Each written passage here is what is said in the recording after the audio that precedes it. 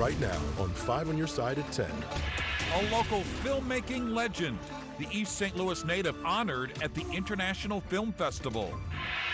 We started off very cold this morning with temperatures well below freezing in many areas, but can we expect this as we head into the Thanksgiving week? The ups and downs that we're expecting, and we'll see temps like this and even colder within the next week. But first, an international conflict making waves in St. Louis. Praying for Israel and supporting them as this is their land. We need Palestine to be free. Palestine is not free.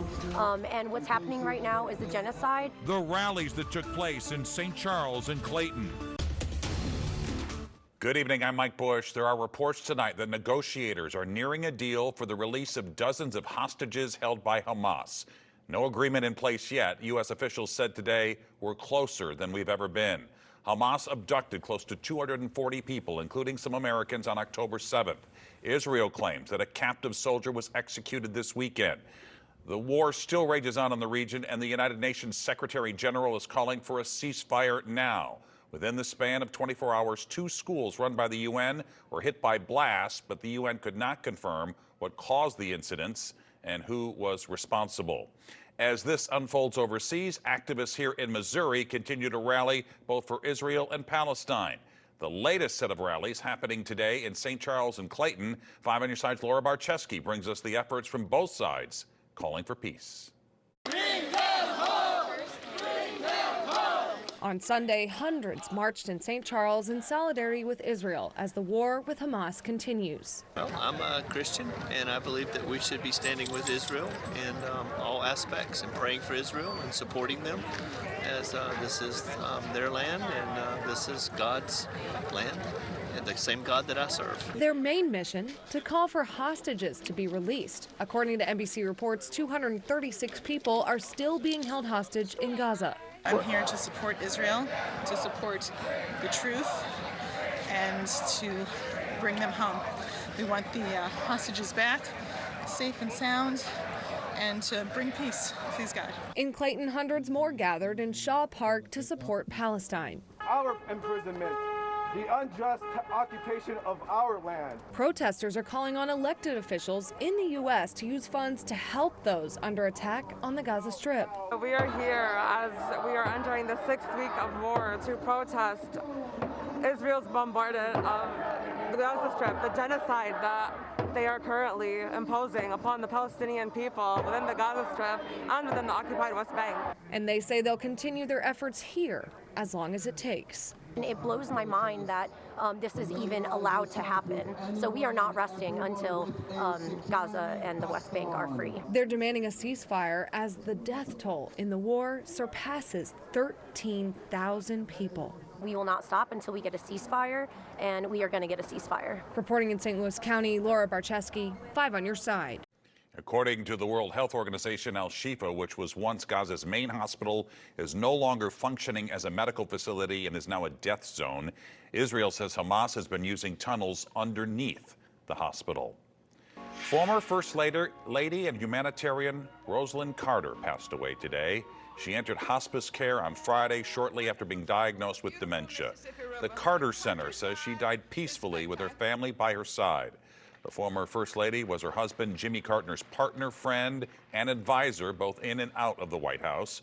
She regularly advocated for mental health care, and after leaving the White House in 1981, continued to do humanitarian work for the Carter Center and Habitat for Humanity. She was 96 years old. It's been 5 months since an old church turned skate park, Skate Laborious, went up in flames. But now its founders are looking to the future. Today, they invited community members to engage in a public brainstorming session at Create to help outline their next steps. Skate Laborious co-founder Brian Bedwell says the team has been working hard to rebuild this safe haven in North St. Louis. Cleaning up and, just asking for help, being out in the community, trying to find out what everybody's looking for to see here. We're not giving up. We're here. We're not leaving this area. We want to keep this thing moving forward, and just bear with us and stick with us, and we'll be there. According to the architecture firm V3 Studios, much of the masonry is still intact and able to be reused. A multi-vehicle crash in St. Louis's Shaw neighborhood sent one person to the hospital today. It happened on South Grand near Magnolia. Northbound lanes of South Grand were closed for a while earlier today. Calls for the crash came in around 7:30 a.m. Our crews at the scene said there were at least 5 vehicles involved. One of them overturned. An occupant of that overturned car was taken to the hospital. We do not yet know the extent of injuries or what caused the crash. We started off very chilly today, but things got a little milder as the day went on. Meteorologist Gary Frank is here with our first weather forecast. Yeah, we're feeling pretty good. This is the warmest day we're going to see for a while, so we need to enjoy it as we head into the holiday week. A lot of people have the whole week off or getting ready to travel, and we're going to be in pretty good shape. We are dealing with some rain, which is the first Sunday we've talked about that in a while. Right now, as you look at the airport, we're going to be a busy place this week, but it's just regular rain. On the other side of the state, it is actively falling. Most of this rain is reaching the surface and hitting a dry layer of air. It will take some time to overcome, but that's what we're going to be doing over the next several hours. As we zoom in, there are a few spots that are getting a few light showers. They've worked their way to Sullivan. Keep in mind, we saw you at 5 o'clock. They were in Rolla. They're not moving too quick. They're not really impacting us, but it's something that we'll note overnight. Notice our temperatures, though. They're in the mid-50s. They're staying pretty mild. Even in the Metro East, we're in the low 40s. That's because we don't have as much cloud cover. That moisture is going to start to increase. We're not going to drop a whole lot from where we are right now as the rain continues to begin. And the weekend, we finally have some rain. That's very important. It's a pretty nice holiday, but it's getting much colder. We'll detail how much rain is going to impact us over the next 36 hours and how cold it gets as we head to the holiday. All right, Gary, thanks. A major milestone for an East St. Louis native, receiving a Lifetime Achievement Award from the St. Louis International Film Festival. 5 on Your Side's Andy Kroll met with Reginald Hudlin, who credits his Missouri upbringing for being a better storyteller in Hollywood. Annie? Well, having a film career spanning more than 3 decades, Reginald Hudlin said he surprisingly never attended the St. Louis International Film Festival before this year. But coming home to St. Louis was made just a little bit more memorable with an accomplishment to sit beside his Oscar and Emmy nominations.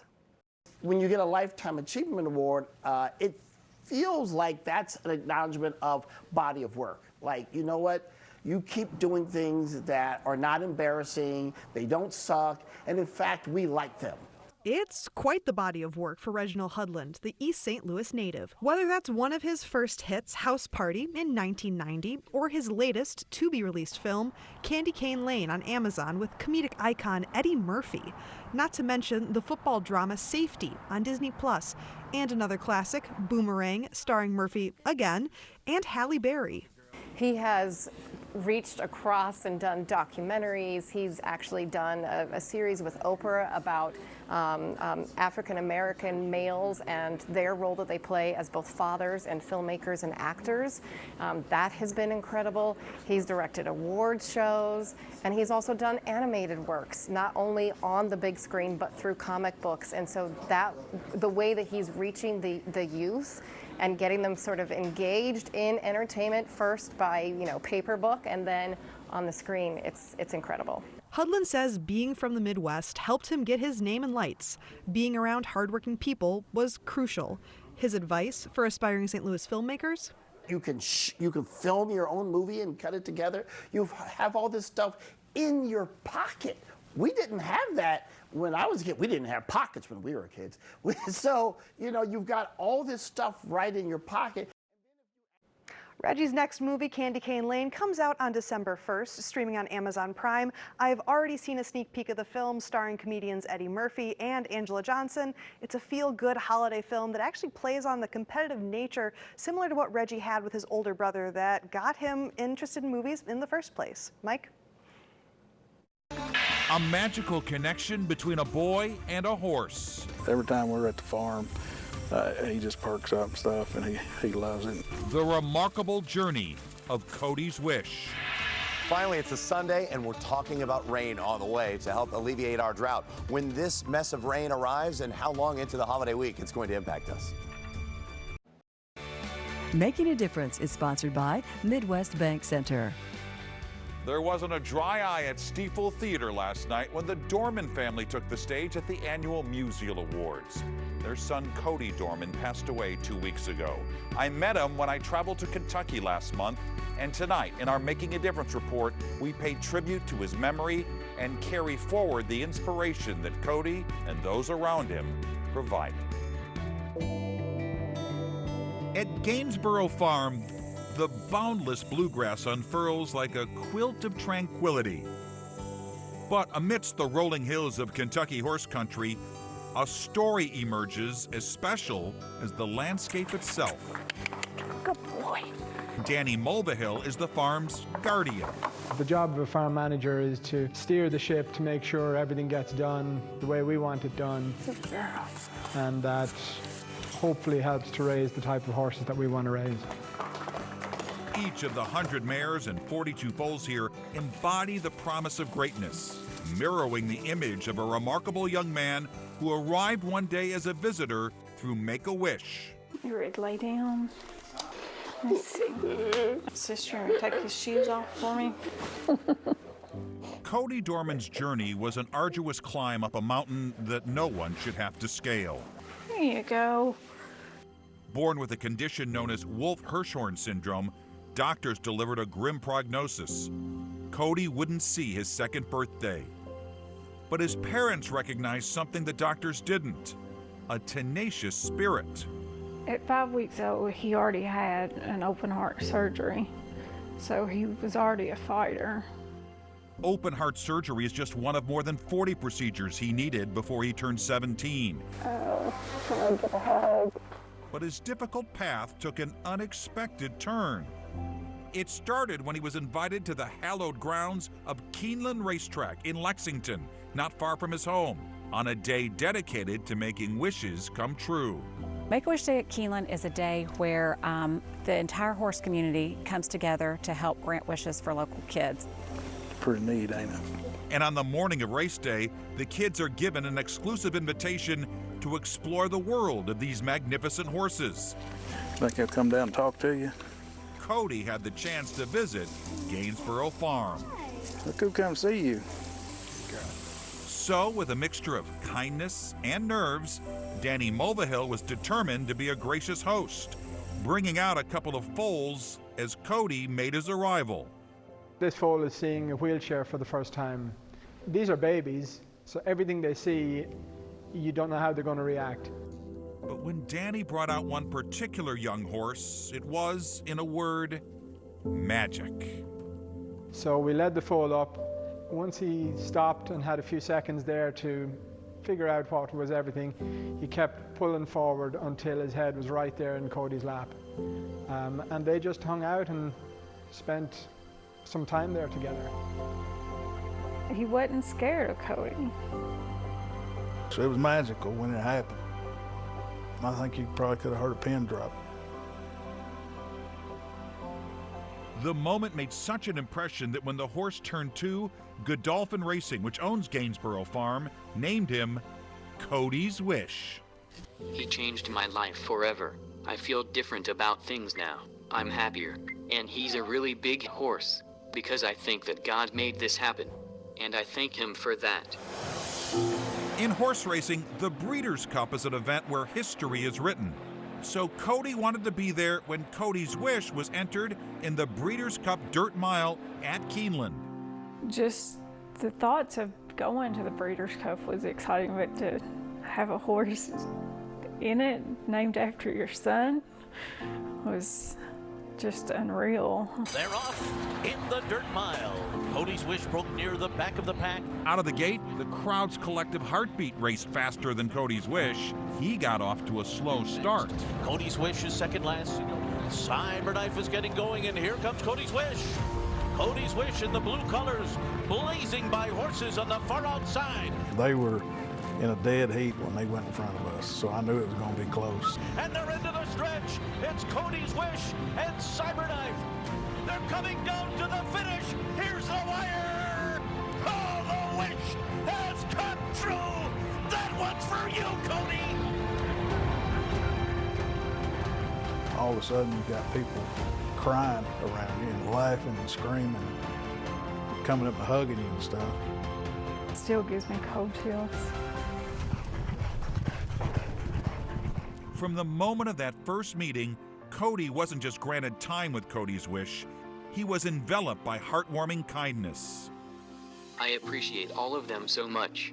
I'm so thankful and proud of how they make me feel, like a part of the Godolphin team. Cody left an indelible mark on people's lives. His spirit lingers on the hoofbeats of Cody's Wish, a testament to the remarkable connection between horses, hearts, and humanity. The Dorman family told me they came to St. Louis because they knew that's what Cody would have wanted. A reminder, if you know an inspiring story or someone making a difference for others, let me know by email at mbush@ksdk.com.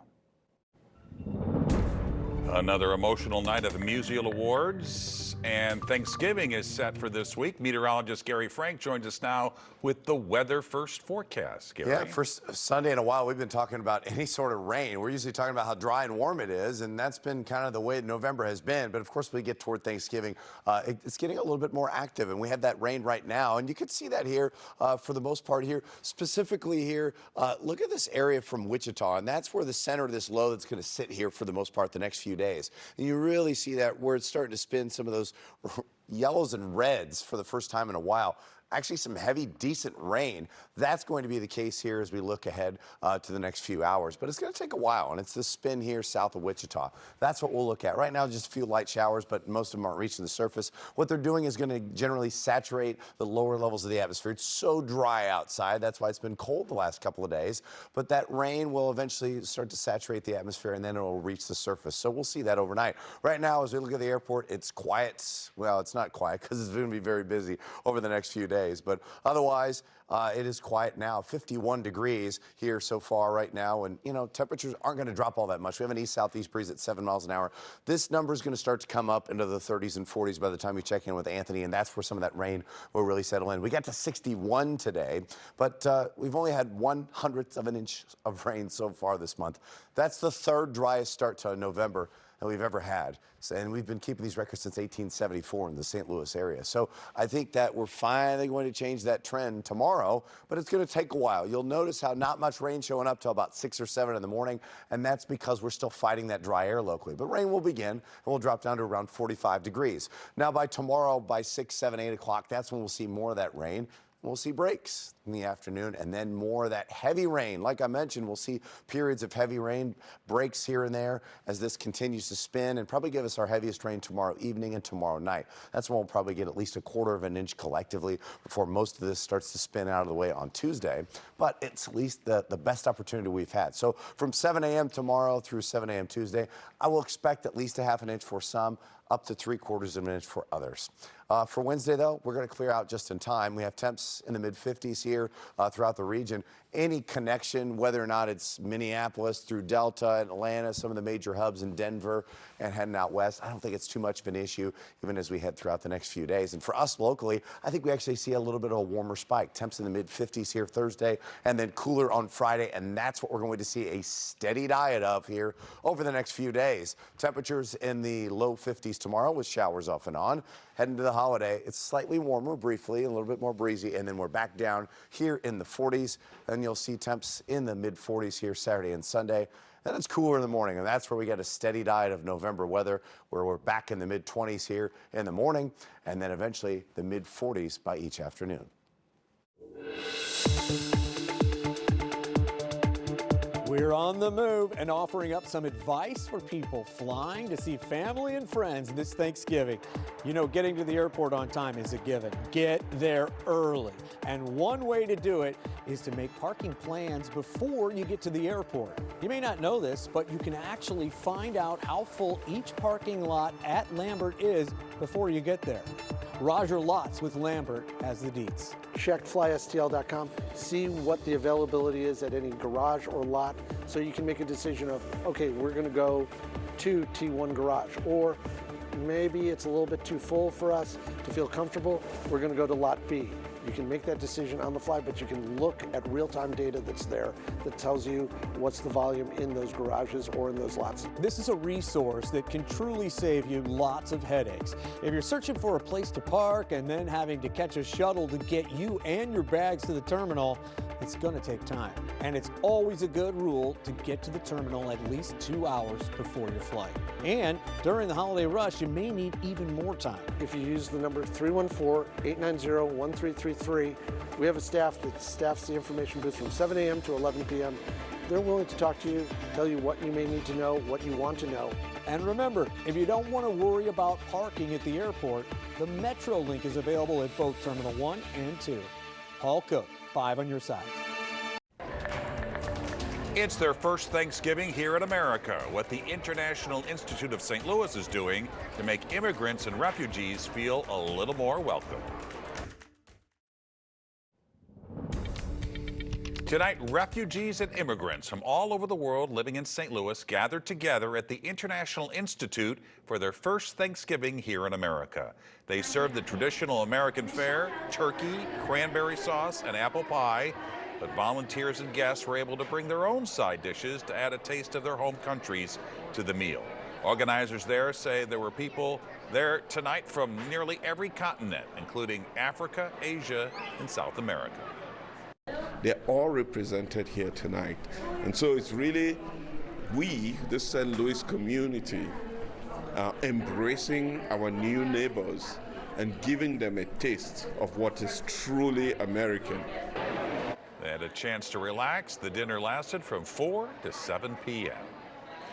This weekend, Scouts collected food for area families in need. How much of it, they say, will go to more than 60 nearby counties. This weekend, Scouts around St. Louis collected food for local families in need, and according to a post made to the Greater St. Louis Area Scouting Facebook page, local Scouts and their families collected more than 1.7 million food items this weekend. Those food items will be distributed to more than 60 Missouri and Illinois counties. Post-collection food drives will continue at several Lion's Choice, Deerbergs, and Goodwill locations until November 26th. And there you have it, a late edition of 5 on Your Side at 10. Don't forget to start your work day tomorrow with Today in St. Louis. That begins at 4 a.m. And now here's Corey with Sports Plus.